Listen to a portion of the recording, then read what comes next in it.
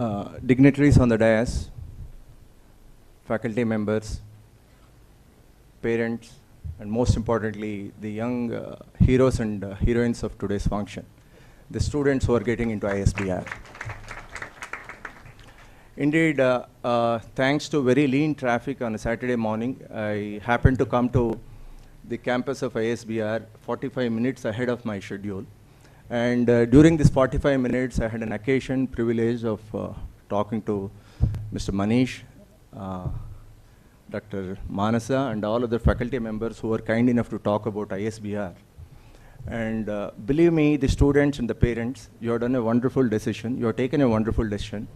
Right from the logo, which symbolizes a scintillating sun, which represents transformation of a latent potential into a value, to the excellent infrastructure that you see, lot of thoughts, lot of values, lot of foresightedness has gone into the design and development of ISBR infrastructure. And it's up to you to make use of your two very, very precious years of your life in terms of inculcating capabilities, competencies, and core values into yourself. There could be any deficiency in any system. The auditorium of ISBR may be paling into insignificance compared to the size of IIM Bangalore.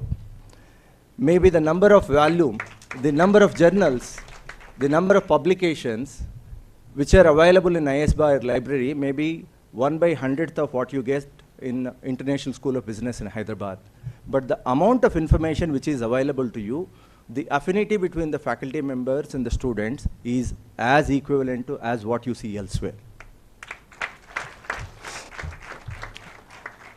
Now the question is, how do I leverage this system in such a way that you can transform yourself into an individual who can provide value to the society?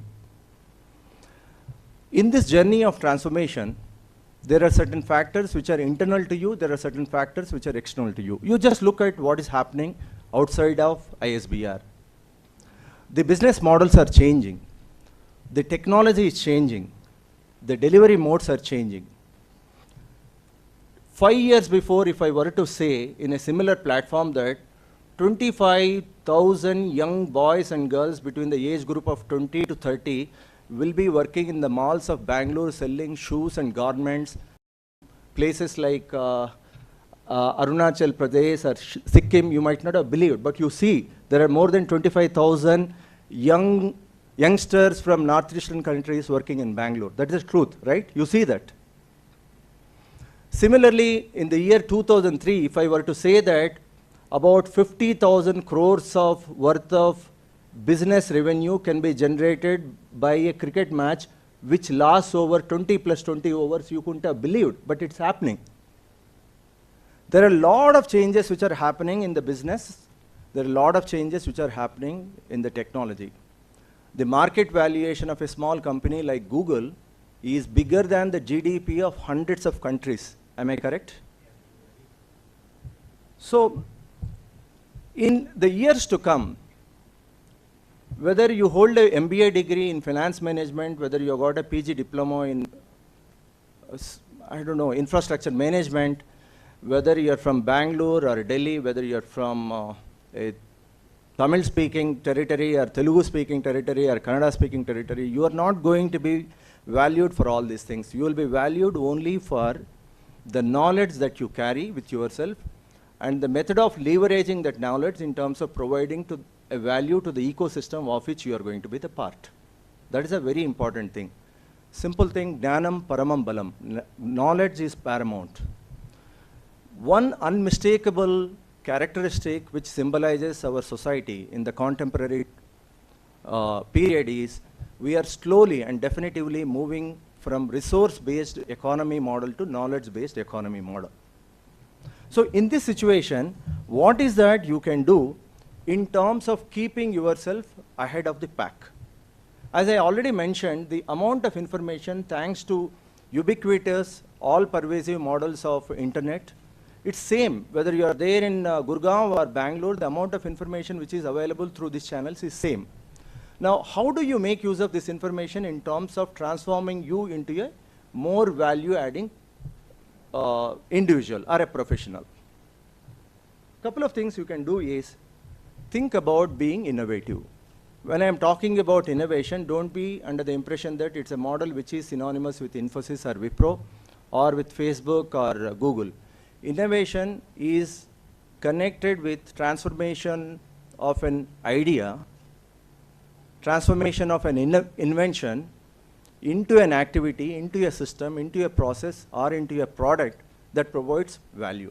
The value could be a different value, or a value could be enhancing the existing value.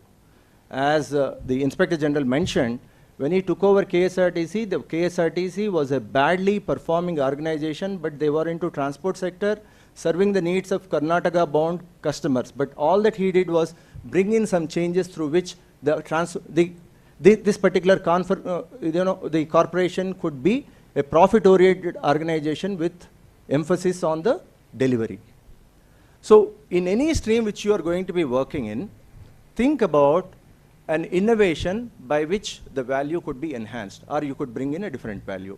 Couple of examples which I want to give. I'm very happy to share this on a platform in which IG is seated. There was a young students batch of Jain University in the Kanakpura Road who happened to listen to me in a conference of this kind. And immediately after that, they were all students in the second and third year.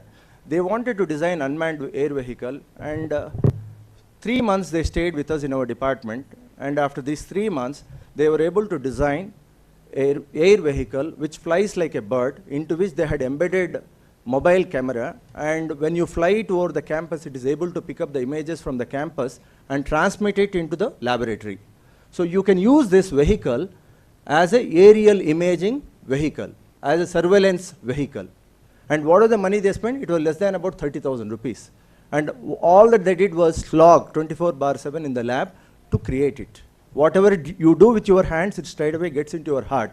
I'm very happy to say that one of them is a researcher in Purdue University, and a couple of them are not getting into any banking and insurance sector. They're pursuing their the professional pursuits in a robotics company.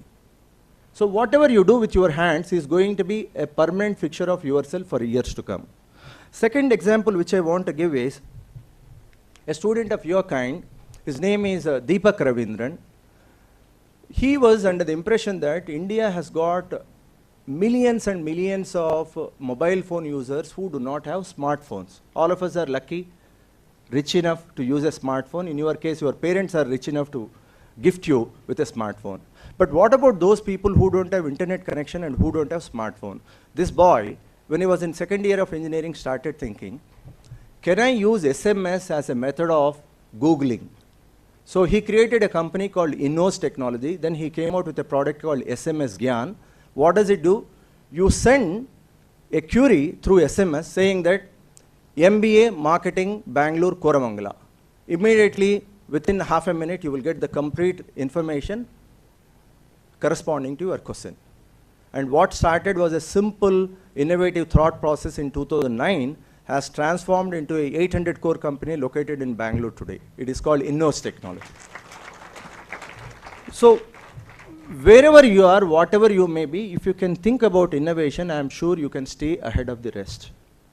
And hardships are going to be there. For you to get into the campus, there is going to be a problem. There will be traffic. There will be rising bus charges. There will be lots of problems associated with food, hostels, so many things. But if you keep on complaining, end of the day, you are the only person who is going to suffer. If you point one finger towards someone, there will be 4 fingers which will be pointing towards you. The inspiration for you should be son of a servant maid in Chennai called Mr. Vinay Kumar. I don't know how many of you know his story. He lost his father when he was only a 6-year boy, but he was completely industrious. He was focused on his studies. With the contributions from the near and dear, he went on to get his degree from BITS Pilani, and he was extremely compelled in terms of taking up a cushy, highly paying job. But his aim was to get an MBA from IIM Ahmedabad. He slogged, and ultimately he got MBA from IIM Ahmedabad. His mother was a servant maid, and after his MBA from IIM, he continued to come back and started a company in the slums wherein he's employing the children from the slums in terms of delivering meals to the IT companies. Okay?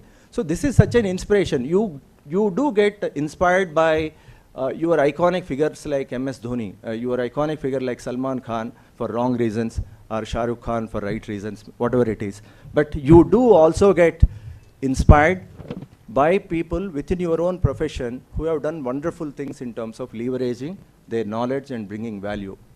Before concluding my talk, I just want to tell you, one MBA student from Chennai, unfortunately I forgot his name, he started thinking when you go to a photocopying or Xerox, as you say, we use only one side of the paper. What about the other side of the paper? So on one side, he tied up with the industries, saying that, sir, give me some 10,000 sheets with your advertisement stuff printed on other side. Then he had a MOU with all these photocopying companies. He said, first 10 people who come to, first 10 pages which are demanded by a customer, you give them the free service. So on one side, he tied up with the advertising companies, on other side, he tied up with the stationery making companies, on third side, he gave value to the customers in terms of free 10 copies, and fourth side, he became an entrepreneur. What a beautiful idea, very simple idea. So there are n number of examples which you can emulate. If you're talking about MBA, don't think about only theory. There are a lot of practice into this, and that practice is which is going to be making you an important functionary to the society. As budding managers, you should definitely believe in hard work. You should know how to be part of a bigger teamwork. You should be smart at work, and definitely conferences of this kind and occasions of this kind will help you in terms of networking.